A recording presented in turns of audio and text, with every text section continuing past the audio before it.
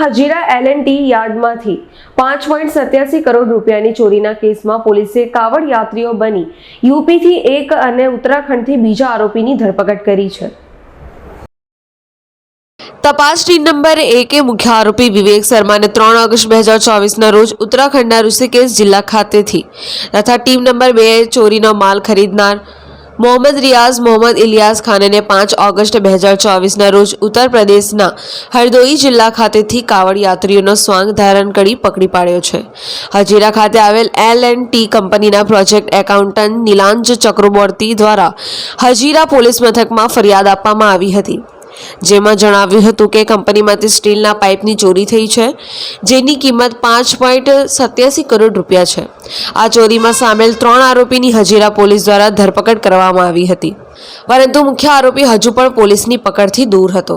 પોલીસને બાતમી મળી હતી કે આ ચોરીના બનાવમાં સામેલ સૂત્રધાર ઉત્તરાખંડ અને ઉત્તર પ્રદેશમાં છે।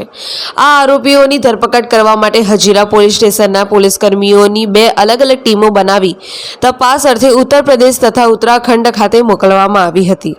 ગત તારીખ 27/7/2024 રોજ હજીરા પોલીસ સ્ટેશન ખાતે એક ચોરીનો ગુનો દાખલ કરવામાં આવ્યો હતો, જેમાં L&T કંપનીમાંથી સ્ટેનલેસ સ્ટીલના પાઇપ ચોરી થયા હતા। કુલ્લે રકમ 5,87,20,000 જેની કિંમત હતી।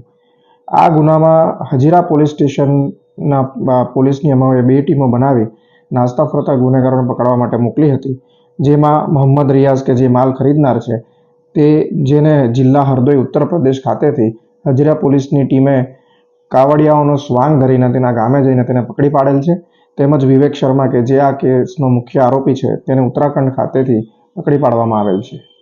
પરેશ મારુજન, સાક્ષી ન્યૂઝ, સુરત।